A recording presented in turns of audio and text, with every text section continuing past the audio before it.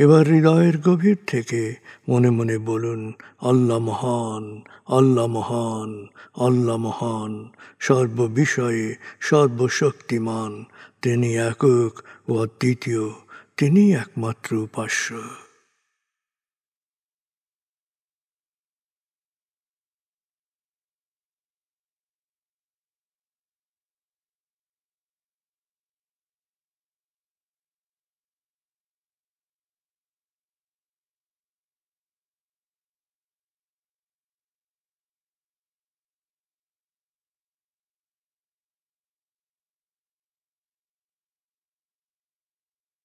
হৃদয়ের গভীর থেকে প্রার্থনা করুন, হে আল্লাহ, তুমি আমাদেরকে বিশ্বাসী, সৎকর্মশীল, সংঘবদ্ধ মানুষ হিসেবে কোয়ান্টাম ফাউন্ডেশনে একাত্ম করেছ। হে আল্লাহ, কোয়ান্টাম ফাউন্ডেশনকে এ যুগের আলোকবর্তিকা হিসেবে, সহস্রাব্দের বাতিঘর হিসেবে কবুল করো। কোয়ান্টাম ঘরে ঘরে, মেডিটেশন ঘরে ঘরে, এ অনুরণন সার্থক করো।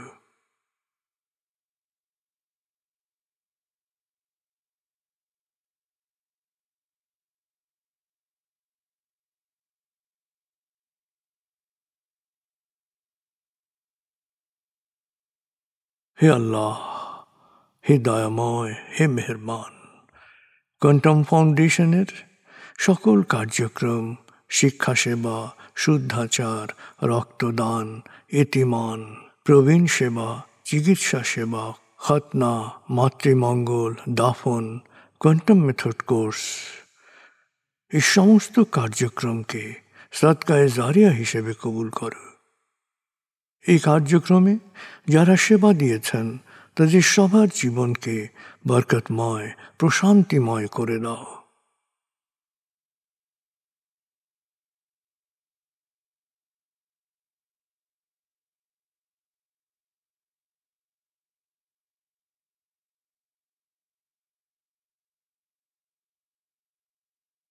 হে আল্লাহ, গত ৩০ বছর ধরে ফাউন্ডেশনের কাজগুলোকে গতিশীল রাখার জন্যে যারা নিয়মিত দান করেছেন, যারা এককালীন দান করেছেন, যারা জাকাত দিয়েছেন, যারা স্থাবর অস্থাবর সম্পত্তি দান করেছেন, তাদের সবার দানকে তুমি সৎ দান হিসেবে কবুল করো, সদকায়ে জারিয়া হিসেবে কবুল করো। তাদের পরিবারে সুখ ও প্রশান্তি দান করো, তাদের ধন সম্পত্তিতে বরকত দান করো।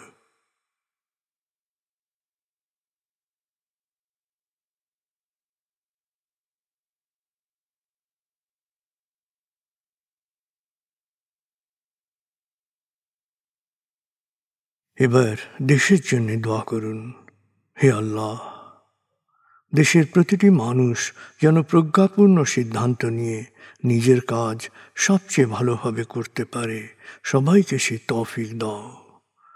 হে আল্লাহ, তুমি আমাদের তোমার বিশেষ অনুগ্রহ ভাজন জাতিতে পরিণত করেছ, অফুরন্ত অনুগ্রহ সম্পদ দিয়েছ, বিশ্বকে বিভিন্ন ক্ষেত্রে নেতৃত্ব দেওয়ার মতো মেধা ও মস্তিষ্ক দিয়েছ।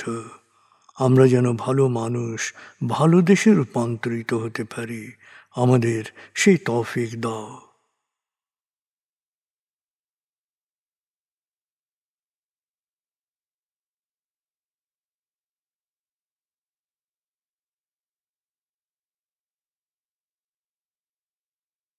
ভালো মানুষ, ভালো দেশ, স্বর্গভূমি বাংলাদেশ। ভালো মানুষ, ভালো দেশ, স্বর্গভূমি বাংলাদেশ। ভালো মানুষ, ভালো দেশ, স্বর্গভূমি বাংলাদেশ। দেশের জন্য প্রার্থনা করুন। দেশকে যেমন দেখতে চান সেভাবে প্রার্থনা করুন।